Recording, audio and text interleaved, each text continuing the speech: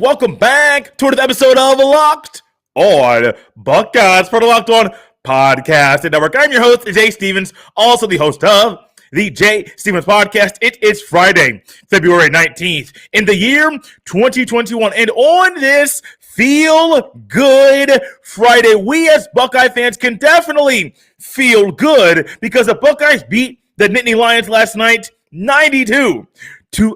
As always, you can follow me on Twitter at JStevens07. You can also follow the podcast on Twitter as well at Locked On Buckeye. Lined up for today in segment number 2, we're going to talk about C.J. Walker and what he did in that second half. That had me going crazy. Segment 3, a phrase that embodies this team. We begin today's show talking about what happened last night, the first half to the second half. At the beginning of the game, I am watching the game at home, and I'm locked in, tuned in, ready to go, knowing it's Penn State, knowing what happened the first time these two teams met, and knowing that Sam Sessoms off the bench is back, wondering how he affects this game. What I was not expecting was for the Buckeyes to come out shooting hot from the three-point line. Dwayne Washington Jr. hit a three-point shot. Justin Arns hit a three. E.J. Liddell hit a three. Dredd from Penn State hit a three. And I also forgot, I spaced who hit the opening two for Penn State. Before we know it, quickly, it's 9-5. I'm thinking, we got some scoring, got some three-point shooting from both sides. I like what I'm seeing. And then lo and behold, those Nittany Lions were pesky. Pesky in the way that the Ohio State Buckeyes are playing good defense. Really good defense, honestly. Contesting shots, being physical, fouling, defending without fouling. Most of the time in the first half, not the entire time, but most of the time, they were defending without fouling. And then what happens? Cash money. Excuse me, different word. Wet, back to back to back to back to back. It seemed like Penn State couldn't miss a shot. Good defense on the Buckeyes, causing numerous late shots into the shot clock, and I believe it was at least a 24 a shot clock violation as well. 24 seconds is NBA, not that level right now. And Penn State was hot from shooting. So hot, they shot 54% from the field in the first half. From three, they shot 54%, 7 of 13 from downtown. The Buckeyes, however, they were hot from downtown as well. 6 of 9 shooting from three-point land, 65% shooting in the first half from the field. E.J. Liddell led the way for the Buckeyes in the first half with 17 points, 6 of 8 shooting from the field. And I'm sitting here like, okay, look, I know the Buckeyes offense is efficient. I know it's flowing. I know it's moving. But I wasn't expecting this. Not from the Buckeyes today. Not from Penn State today. Got to give credit to where credit is due. Penn State rose to the occasion. Penn State raised and lifted up their level of play. Penn State said, hey, look, we know you're the number 4 team in the country. About a year ago, and Dave Rebson and Lynn Elmore, they talked about that thing all night. Oh, just about a year ago now, Penn State upset the number 4 team in the country. Ooh-wee. I'm thinking, okay, I get it. I understand it. You got to pique people's interest to keep them tuned into the broadcast. You did a phenomenal job. But as I'm thinking about this game right now in the first half, I'm thinking, okay, cool. Buckeyes, how do you respond? Second half, Key got in foul trouble. Liddell got in foul trouble. Actually, I think Key got in foul trouble in the first half. That is yes. No. Yes. I am looking all over the place. It is Key. Key did have 2 fouls in the first half, 2 quick fouls, actually, and he got in foul trouble. E.J. Liddell got 3 fouls in the second half. Ended up being that he had 4 and Jallo had 4, and Key had 3 fouls for the game. So foul trouble is a thing that the Buckeyes have had to deal with before. Nothing new. Who would step up? One player, C.J. Walker, but I got to highlight Musa Jallo here very quickly. First half, there was a drive by C.J. Walker, right side of the three-point line coming in, almost free throw line extended. Went to the free throw line, stepped a couple steps to the left to get to the left side of the free throw lane, alley-oop to Musa Jallo, who on a backdoor cut, defender fell asleep, two-hand dunk slam, going the other way. Buckeyes go back on defense. I believe in the first half, it happened another time on the first half where he had a backdoor cut. I know it happened for sure at least once in the second half. Musa Jallo with the backdoor cut. If you're Penn State, that's one thing you don't want. You have Ohio State kind of where you want them. You're going on a run in the first half. Ohio State ended up going on a run of their own, and another long run. Imagine that, Buckeyes' long run. It's what they do. Ohio State went on a run of their own. But when you need people to step up, when Liddell goes down with foul trouble and Key, and they're both not on the court at the same time, I was very, very curious. Who would step up in this way during this game to be able to overcome the loss of the gentleman that was the leading scorer in the first half, also the leading scorer in the game, Liddell, with 23 points, 8 of 12 shooting from the field. CJ Walker, oh my goodness, he stepped up in a huge, I'll say it once again, in a huge way. You're sitting there watching the game, you're saying, okay, CJ, yeah, I like that. Nice jumper. That looks a little bit quicker than normal. But that's a nice jumper you got. Okay, calls it a charge. Okay, I like it. Buckeyes defense, they stepped up as well. Thinking, okay, this is a fun game to watch. Buckeyes in the first half scored the most points in the first half that they had scored all season long. Penn State in the first half tied for, I think, the fourth most points they had scored in the first half of a game. Buckeyes reach over 90 points once again this season. They do shoot 57% from the field, 45% from the field shooting for Penn State. Penn State's three-point shooting was 43% for the game. Ohio State's three-point shooting above 50%, 55% shooting 11 for 20 from downtown. The Buckeyes win this game, and it's huge. And when everyone's looking at you to say, you got a big game on Sunday against your biggest rival, how do you respond, and how do you play in the game prior to that against a lesser opponent, one of the worst teams in the Big Ten? You step up in a big way. And I got to say, Ohio State Buckeyes, you surprised me a little bit. I wasn't sure who would step up. I love the player that stepped up. And I'm curious, who is going to step up next? Got to step away very quickly. When we come back, it's all about CJ Walker. BetOnline is the fastest and easiest way to bet on all your sports action. Football might be over, but NBA, college basketball, and the NHL are in full swing. BetOnline even covers awards, TV shows, and reality TV. Real-time updated odds and props on almost anything you can imagine. BetOnline has you covered for all the news, scores, and odds. It's the best way to place your bets, and it's free to sign up. Head to betonline.ag on your mobile device or on your computer and use promo code LOCKEDON, that is LOCKEDON, and receive your 50% welcome bonus. Once again, that is promo code LOCKEDON to receive your 50% welcome bonus. BetOnline, your online sports book experts. Get more of the sports news you need in less time with our new Locked On Today podcast. Peter Bukowski hosts Locked On Today, a daily podcast breaking down the biggest stories with analysis from our local experts. Start your day with all the sports news you need in under 20 minutes. Subscribe to Locked On Today wherever you get your podcasts. If this is your first time watching Locked On Buckeyes via WKYC on YouTube, I want to say welcome. If it's your first time listening to the podcast, welcome. If it's your first time in a long time watching or listening, I want to say welcome back. Make sure you subscribe to Locked On Buckeyes on whatever podcast listening app you're utilizing, or to WKYC on YouTube so you don't miss a beat. Locked On Buckeyes drops a fresh episode every Monday through Friday. Remember in the first segment of the show when I mentioned that I was curious who would step up for the Buckeyes with Liddell and Key on the bench? Primarily Liddell, because he had been such a big piece of the first half and of the game offensively, and a big focal point, because Penn State puts a focus on him on the offensive end. And it opens up the door for other players to step up as well.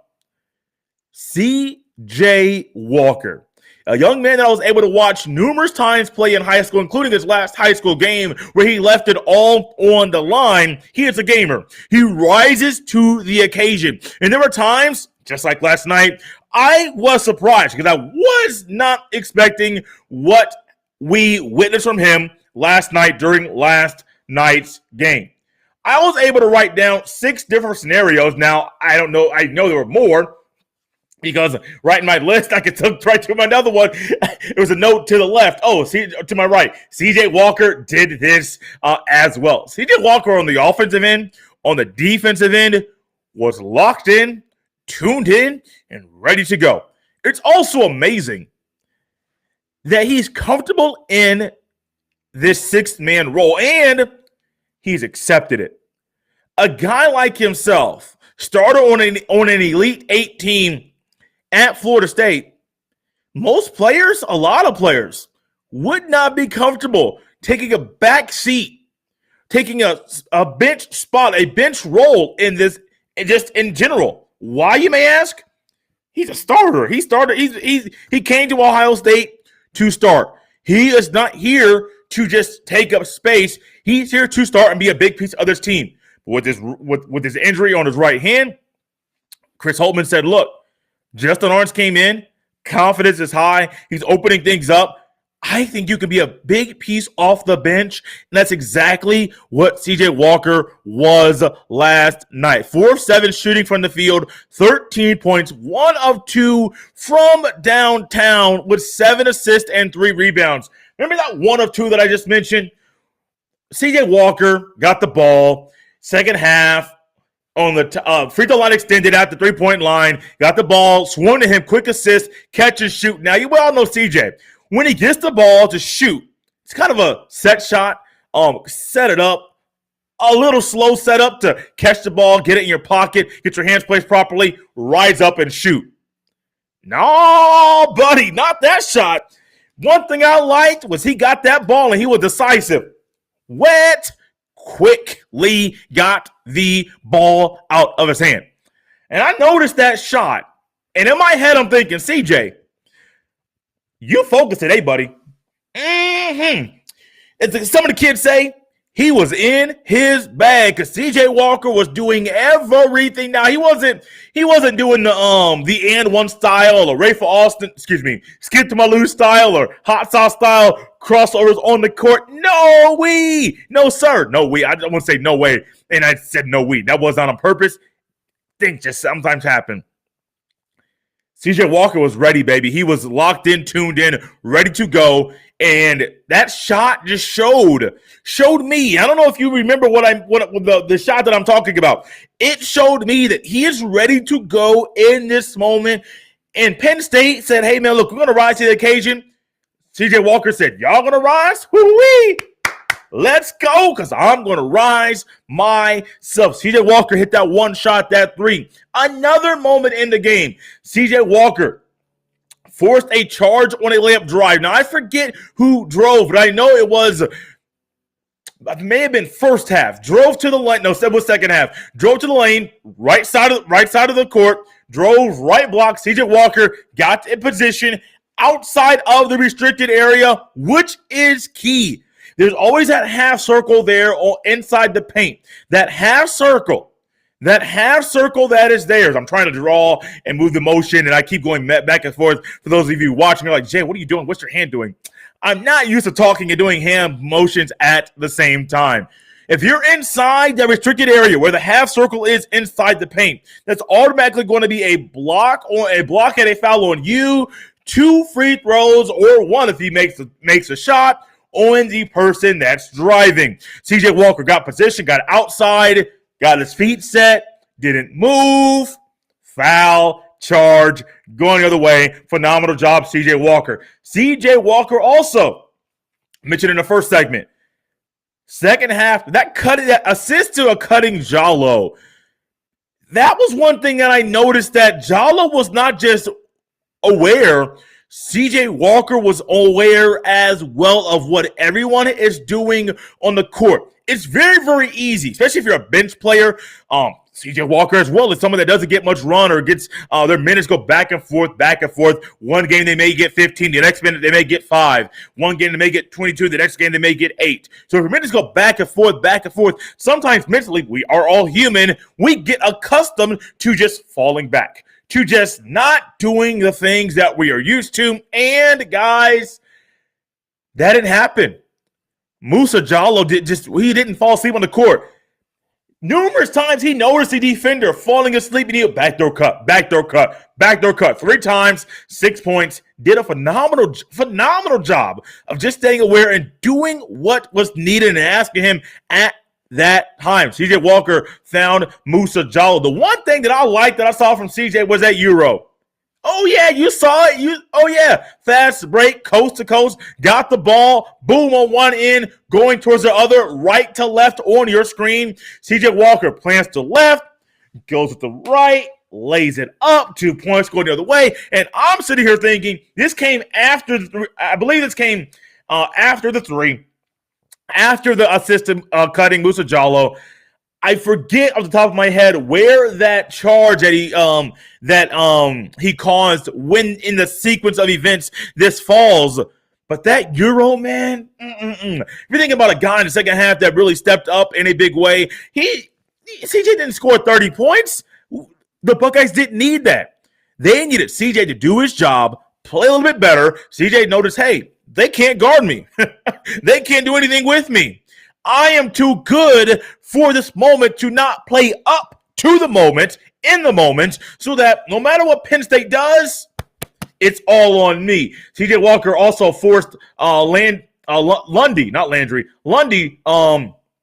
the charge. I already mentioned that, wrote it in 2 different places. Assist to Brown in the corner. I think this was a dagger, if I remember correctly. Bottom of the screen. Downtown Eugene Brown. I heard the name earlier in the season. I'm going to continue that here on the podcast. Eugene Brown, wide open. You got the defenders. You drive. Defenders come in. They suck into you. CJ Walker found a literally wide open Eugene Brown. Cash money. There are times when players on a team, veterans, need to step up in certain games. Last night's game was one of them, and CJ Walker definitely stepped up. Got to step away one more time. When we come back, there's a phrase that I saw on the Twitter last night, and I think it's a great way to describe how the Buckeyes play basketball every single game. Betting on the Ohio State Buckeyes doesn't have to be a guessing game. If you listen to the new Locked On Bets podcast, hosted by your boy Q and handicapping expert Lee Sterling. Get daily picks and quick hitting advice to make the smartest possible wagers. Subscribe to the Locked On Bets podcast, brought to you by betonline.ag, wherever you get your podcast. And as we continue and wrap up and almost close out this Friday feel-good edition here on Locked On Buckeyes, don't quit is a phrase. I was on the Twitter during the game. I normally don't scroll much during games. I may pop in every now and then to check and see what people are saying about the game that I'm watching, or just in general, because I have people that I follow on Twitter. One of my friends lives in Cali. Every now and then, they don't care about sports. They may tweet something about the Oregon Ducks, because this girl's husband loves the Oregon Ducks. So I will go. Sometimes I see some of that. But every now and then it's fun, because during a game, I'll see something goofy, someone that doesn't care about sports, tweet something either off the wall or a little odd. It's like, yes, this is why I like Twitter. It's not 24/7, 365, all about sports. But this tweet came from Corey Thompson of the Scarlet and Great Empire, or the Scarlet and Great podcast. Has it on the podcast. He was here on the podcast, before the football season started. And Corey made a tweet that said, this Buckeyes team really never quits. And he's right. Think about a team that's not mentally strong, a team that's mentally weak, a team that mentally very quickly they fall down. That's a team right there, guys, that in any given moment, they could fall. They could embarrass themselves. What Penn State did last night when they're at home, when they have the piped-in crowd noise, which did seem a little bit louder than normal, Ohio State could have said, man, look, man, we could fold up shop. We're not going to keep doing this. We don't want to keep fighting, man. We know we're the number 4 team. The biggest game of the year is this coming weekend. We don't want to do that. Biggest game to date. Biggest game to date. The NCAA tournament has not started. Big Ten Conference tournament has not been played. We can just fold up shop. We don't care. What do you mean? You see how they're shooting the ball? You see how the defense are playing?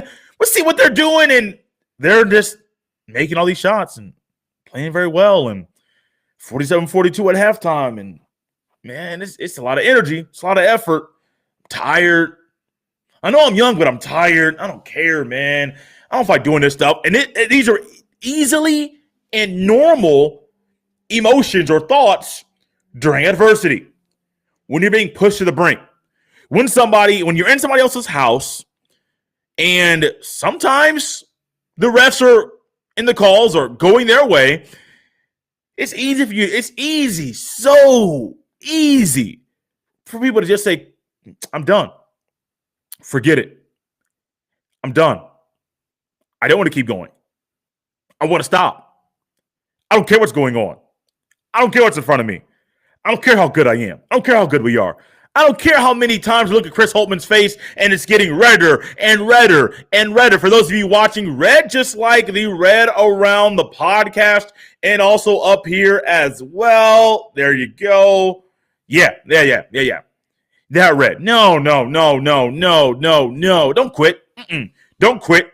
This is a great time period in the season to show how tough you are. Because coming up very quickly, the team up north, that game is on Sunday.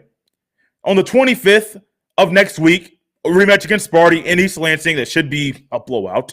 Not trying to look past it, but it's Michigan State. They're not that good of a basketball team. You have the Iowa Hawkeyes, a rematch with them on the 28th of February, the last day of the month. And then the Illinois Fighting Illini on March the 6th, the last game of the regular season before the Big Ten Conference tournament does start in Indianapolis, Indiana. Ohio State could have said, man, look, I don't really care. I don't care about this game. A 1 seed, yeah, okay, cool. A 2 seed's fine as well. The number 4 team in the country, please, the number 10, top 10 is fine with us. These are just normal things that go through people's minds. Chris Holtman is not satisfied with just going through the motions.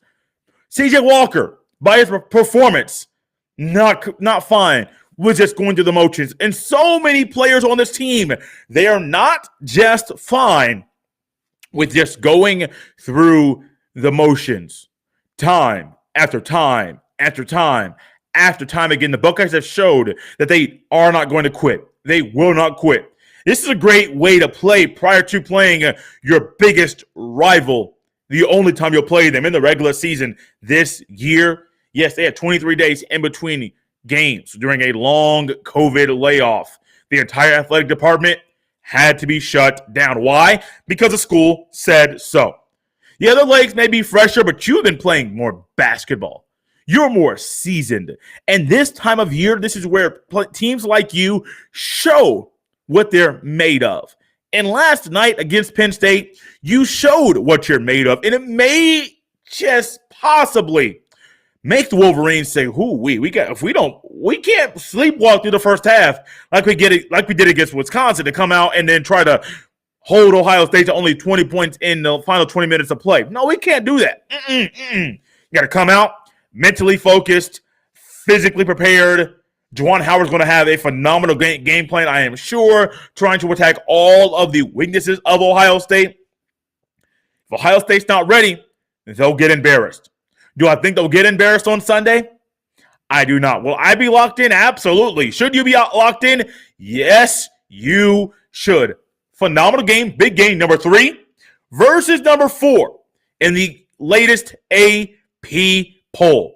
We didn't get the game in the regular season in college football. We're getting it in the regular season in college basketball this year. Thank you guys so much for listening and tuning in or watching another episode of Locked On Buckeyes. As always, you can follow me on Twitter at JSteven07. You can also follow the podcast on Twitter as well at Locked On Buckeye. Remember, guys, 5-star reviews. 5-star reviews. Fill up the review section on Apple with 5-star reviews. Other places you can subscribe to Locked On Buckeyes so you don't miss a beat are the radio.com app, Spotify, Stitcher, and even iHeartRadio. Just to name a few places you can subscribe so you don't miss a beat because Locked On Buckeyes drops a fresh episode at you every Monday through Friday. Guys, come back on Monday. We will recap the game in college basketball, the game Ohio State plays against the team up north.